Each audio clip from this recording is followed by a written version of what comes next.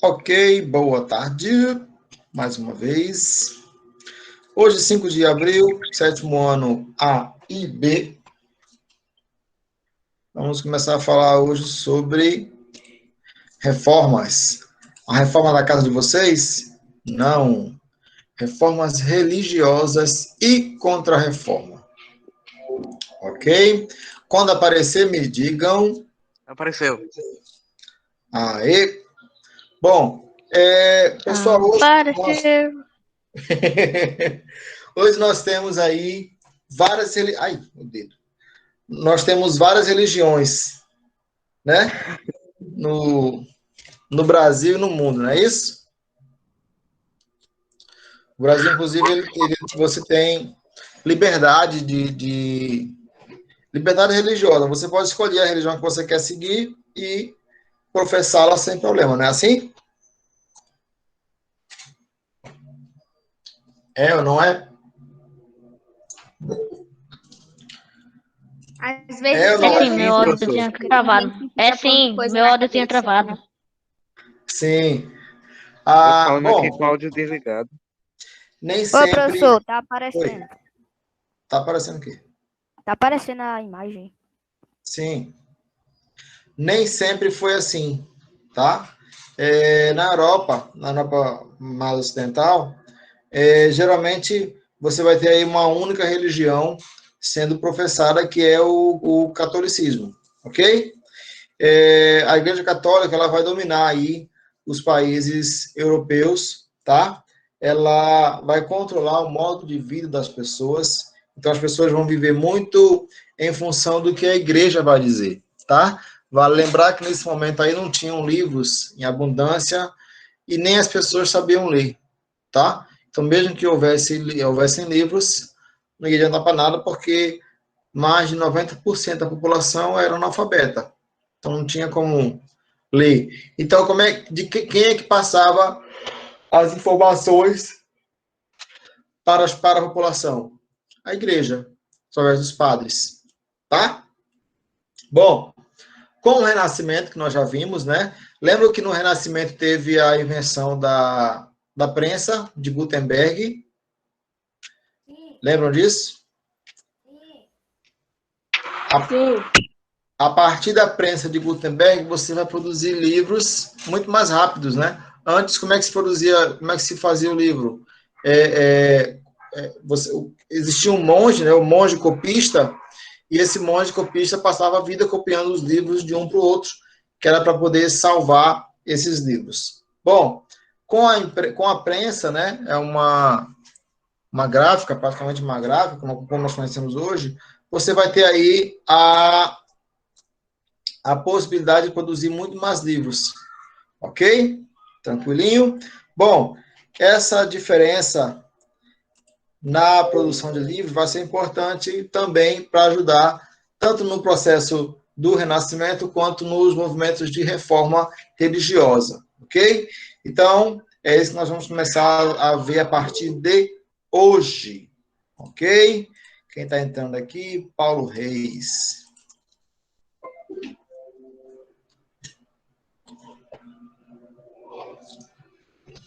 Paulo Reis.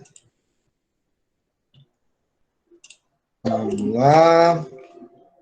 Bom, enfraquecimento da igreja. Eu falei que a igreja ela dominava a Idade Média, né? Você vai ter aí a igreja como grande controladora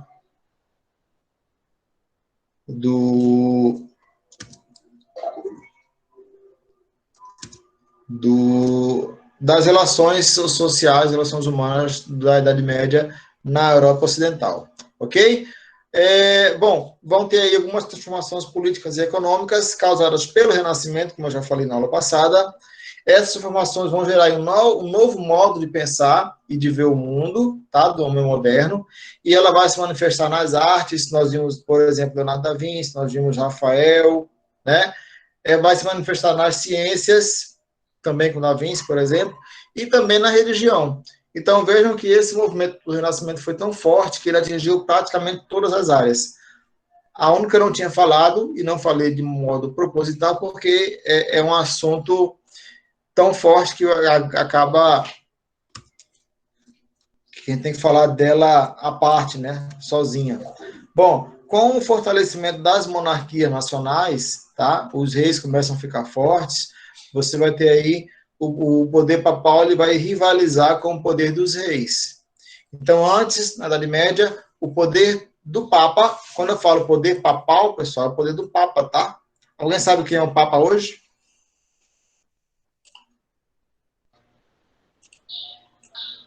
Mais ou menos.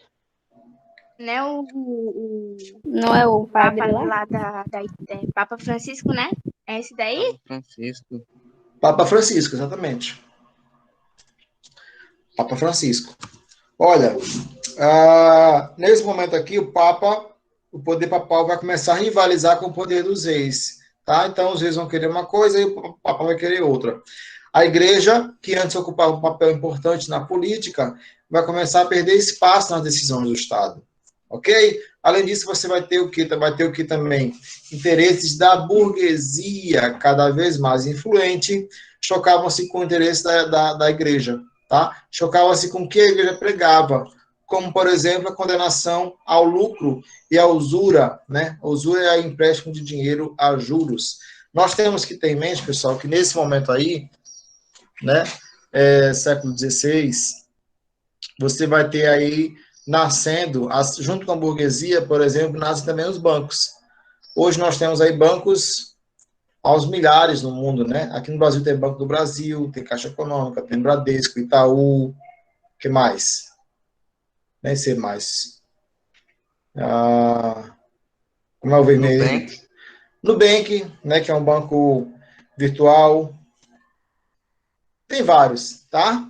Essa ideia, essa organização na forma de banco, ela também surge nesse período, tá? Capitaneada, organizada pela burguesia. E a igreja não vai gostar dessa ideia de banco, ok? Na verdade, a igreja não vai gostar de nada que é feito que tire da igreja o controle que estava totalmente em suas mãos. Tá certo? Bom,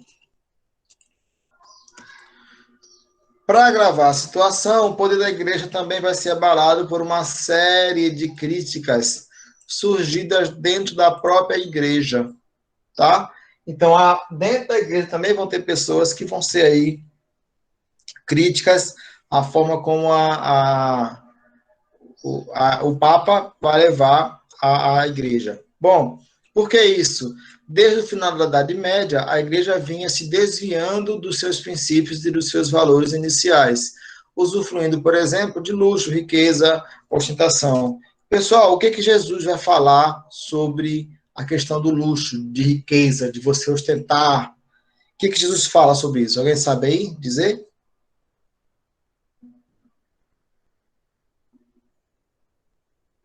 Ninguém? Ave Maria, dormiram. Vocês têm que ler a Bíblia. Oi? Vocês têm que ler a Bíblia. Professor, eu não vou nem falar, até porque assim, eu não leio muita Bíblia não, sabe? Com todo respeito aí quem lê, por favor, diga. Os ensinamentos iniciais. Oi? Minha mãe me deu uma bibliazinha pequena para me ler. Aí eu comecei a ler, mas depois parei. Tá Mas certo. vou voltar a ler de novo. Volte. Pessoal, nos ensinamentos iniciais de Jesus Cristo, ele não vai ver com bons olhos aí a questão da ostentação de riqueza, tá? E a igreja, durante a Idade Média, ela vai usar isso para manter a população pobre, né? Eles vão dizer o seguinte, ó, você nasceu pobre porque Deus quer que você seja pobre. É sinal de que quando você morrer, você vai para o paraíso, tá? Só que a igreja, o padre vai lá e diz isso, o pastor vai lá e diz isso, você vai ficar pobre porque Deus quer assim, mas o próprio padre, o próprio bispo não estava pobre, né? Vivia no luxo. Então, como é isso? Como é que você diz a mim que eu tenho que viver pobre, mas você fica no luxo? Tá certo isso? Não. Não. Não tá Não, certo. tá Então errado. é isso que vai começar a ser questionado. Olha, se eu preciso ser pobre para ser salvo, né? Para ter minha alma salva, por que que você também não precisa? Por que que você está aí no luxo? Então eu, você salvo, você não? Não faz sentido, né? Além disso, boa parte do clero desrespeitava as regras religiosas. Por exemplo, celibato. Sabe o que é celibato? O que é celibato? Oi? Lembro não. Ave Maria. Pessoal, celibato é um dos votos que os padres fazem no Brasil, por exemplo, nos países católicos, né? Quem é católico, na verdade. É a pessoa que ela tem que estar na condição, como eu dizer, de solteiro, ele não pode casar, Ah, tá? tá. Ele não Tipo, pode ter filhos. ele não pode casar para virar padre, etc. Exatamente. Ele tem que ser, tipo, ele tem que ser só ele mesmo para ser padre. Isso, celibatário, exato. Ele não pode casar e não pode ter filhos, tá? Senão não adianta nada não casar e ter uma penca de filho.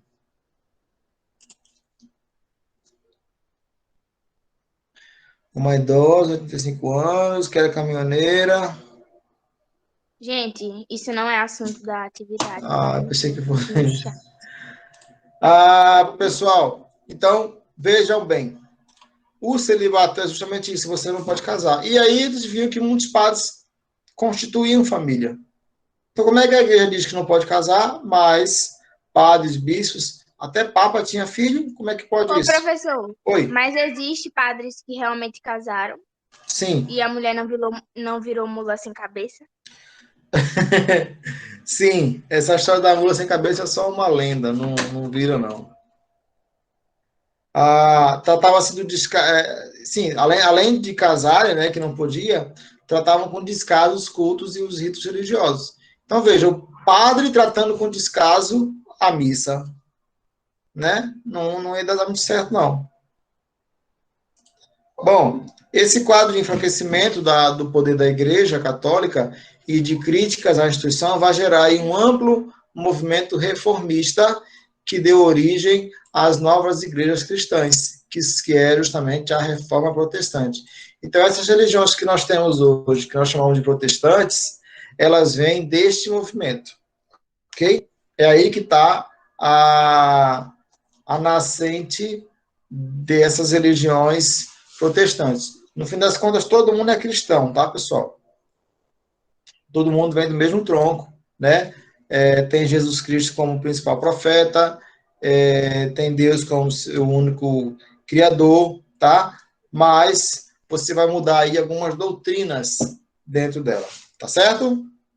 Ok? Ok. Professor, uma pergunta. Oi. Se o senhor pudesse sair do Brasil, o senhor sairia? Eu sairia daqui. Imediatamente. Não, fica aqui. Tem que Pergunta resolver esse do problema ano: aqui. você queria sair do Brasil?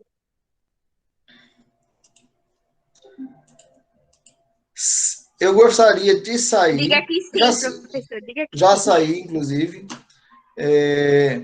mas só para conhecer, não para morar em outro lugar, não. Eu Não é, gosto daqui. isso não é Tá todo assunto mundo dela, perguntando não. pro O senhor professor gosta do agora. Brasil, professor? Olha, por que protestantes? Por que protestantes? Por que essas religiões chamam de protestantes? Vamos lá entender por quê? Professor, 1520. seu áudio tá falhando. Meu áudio está falhando? Aham. Eita. Como é que meu áudio falha, minha gente? Meu áudio pode falar, não, tem que ser 100%. Não. Pra mim não tá Tá não, professor.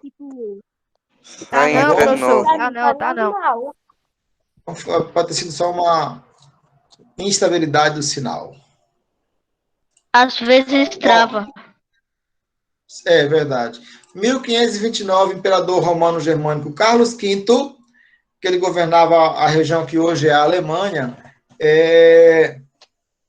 ele faz uma reunião com alguns nobres locais e reafirma que Lutero não cumpria as leis da Igreja Católica.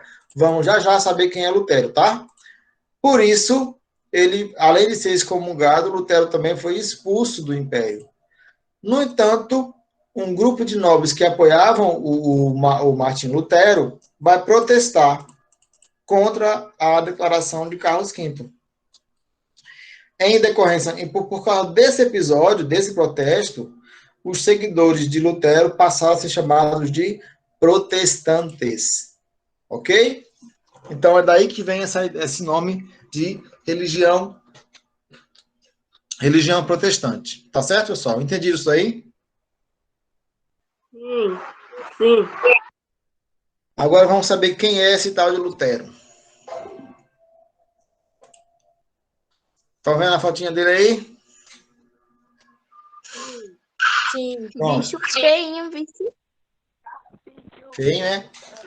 O movimento protestante vai se iniciar na Saxônia, que é uma região da atual Alemanha, e foi dirigido aí pelo monge Martim Lutero. Vejam que ele era monge, tá? Ou seja, ele veio de dentro da Igreja Católica. Então, o movimento de reforma protestante, ele nasceu dentro da própria igreja. Certo? 1517, ao saber da venda de indulgência. Pessoal, sabe o que é venda de indulgência? Não. A igreja, isso é feito hoje por algumas igrejas protestantes, inclusive. Olha que contradição, né? As religiões protestantes surgiram por causa, entre as causas, por causa de venda de indulgência da igreja católica, e hoje algumas protestantes fazem isso. Oi? Eu chamei o cara de feinho, aí o senhor disse, ele era da igreja. Aí meu coração começou a acelerar. Não, relaxa. Não vai acontecer Aí eu nada, chego a não. pedir perdão, sabe? Olha, a venda de indulgência é quando a igreja pega um objeto e diz que esse objeto é sagrado. Então, a mesma coisa que eu chegar e dizer, olha, essa minha borracha aqui, ela é sagrada, tá? Quem Meu comprar eletrônico ela, aqui que está na minha mão é sagrado. quem comprá-la vai ter aí a graça, né? Vai curar as doenças. Quem comprá-la vai ter prosperidade financeira. E eu vendo ela por apenas, para vocês que são os meus alunos, R$ 500. Ô, professor, eu tô querendo, viu? Eu Traga pego aqui que eu já pago a vista. Professor, eu compro. Professor, eu compro. R$ 500, tá? Mais um frete, que é uma coisa rápida, de R$ 200. Ao todo sai por R$ 700 essa borracha. Tá vendido, professor. Tá Ok? vendido, Tá professor, vendido? é a Precisa se cura. preocupar, tá vendido. Pessoal, Parece que eles fizeram isso com o PlayStation. É o que, professor? Mostra aí de novo, por favor. Já é meu, hein? Nem adianta querer comprar. Mostra a aí, por minha favor, de borracha. novo. Oh. Ok? Então, pessoal, o que é a venda de indulgência? É justamente isso. É eu pegar um objeto e dizer que esse objeto ele é sagrado. Tá? Ele tem uma relação com a religião. E aí eu vendo esse objeto. Ok? Isso chama-se venda de indulgências. Certo? O Martinho Lutero, ele vai condenar essa prática. Ele vai dizer, olha, não tem por que vender indulgência. Isso não existe. Isso não traz a salvação. Não é você comprando uma borracha que alguém está dizendo que é sagrada que você vai ter a salvação. Tá? Sim, essas indulgências vendidas aí, elas tinham o objetivo de arrecadar dinheiro para reconstrução da Basílica de São Pedro, lá em Roma, ok? E aí Lutero se manifestou. Não, quer conseguir dinheiro? Vamos falar a verdade? Olha, pessoal, nós estamos precisando de dinheiro para arrecadar fundos aqui para a igreja, para reconstruir e tal. Agora, chegar e vender indulgência não cola muito, tá? Não é legal. Pessoal, nesse período... Ele, né? Oi? Ele estava certíssimo Exato, tá? em manifestar. Nesse Sinceridade. período, século XVI, algumas igrejas vendiam pedaços de madeira dizendo que era da cruz de Jesus Cristo. Vejam bem, 1.500 anos, quase 1.500 anos depois, será que ainda tinha um pedaço da cruz para vender? Meu lápis é um pedaço da cruz. Pois é. Então, essa coisa que vai ser Rapaz, condenada não aí fique pelo com isso, Martinho não. Lutero, que ele vai dizer, olha, isso aí não existe. A fé, ela não pode ser medida por objetos, tá? Não vai ser um pedaço de madeira, não vai ser uma borracha que vai dizer que eu tenho mais fé que o outro que não tem condição de comprar a borracha, por exemplo. Certo? Bom, Certo. 95 teses. Escreveu um bocadinho, rapaz. Em um encontro de eruditos religiosos na cidade de Wittenberg, o monge Martim Lutero, ele apresentou suas 95 teses, nas quais ele denunciava a venda de indulgências, tá? E criticava o comportamento do clero e do papa. Além disso, depois disso, vão se seguir alguns debates teológicos, tá? Sobre religião, entre Lutero e esses sábios vão desconsiderar todas as 95 teses do Lutero. Todas. Vão dizer que nenhuma delas tem valor, nenhuma delas faz sentido, que ele pega essas teses e queime. Ok? 3 anos depois, 1520, o Martinho Lutero, ele vai receber uma bula papal, tá? Onde o Papa ele vai ameaçar excomungá-lo caso ele não se retrate, caso ele não volte atrás naquilo que ele falou. Você sabe o que é excomunhão, né? Sabe o que é excomunhão? Comunhão? Excomunhão. Eu vou te excomungar. Sabe o que é isso? Eu sei não. Expulsar da igreja. Expulsar. Isso. Tá? Excomunhar, se vai me excomunhar da igreja, não vai não, gente. Certo? Então, quando o Papa falou para o Martinho Lutero, olha, ou você pede desculpas por aquilo que você disse, ou eu vou te excomungar. Ou seja, ou você pede desculpa, ou eu vou expulsar você da igreja. Vocês acham que o Martinho Lutero... todos os pontos. Oi? Ele tinha direito, professor, de expulsar ele? Tinha, ele não era o Papa? Ele era o Papa. O Papa é a maior autoridade da igreja. Ô, professor, mas Faz sentido todos ele nós ter. estamos expulsos da igreja porque não estamos na igreja. Então, o que acontece? Vocês acham que o Martinho Lutero, ele pediu desculpa? Eu acho que não, porque pelo que eu li agora. Não! Martinho Eu- Lutero não só manteve suas críticas, como também queimou a bula papal em praça pública, e aí simbolizou com isso a ruptura com a Igreja Católica e o início do movimento protestante. Tá certo? Homem corajoso, hein? Eu ficaria com medo do Bem, Papa. bem corajoso. Nós vamos parar por aqui. Na próxima aula eu termino essa história e falo sobre a Contra-Reforma, tá certo, pessoal? Tá certo. Alguma dúvida? Bye bye pro senhor. Bye bye não, que eu vou fazer chamada ainda, não sai ninguém, hein? Tchau, professor. Bye, bye. Não, bye bye nada, fica aí. Ok, pessoal? Alguma dúvida? Tô cansado. Alguma dúvida? É melhor ficar do que Professor sair diz, e o não professor sai. botar como se não estivesse na aula.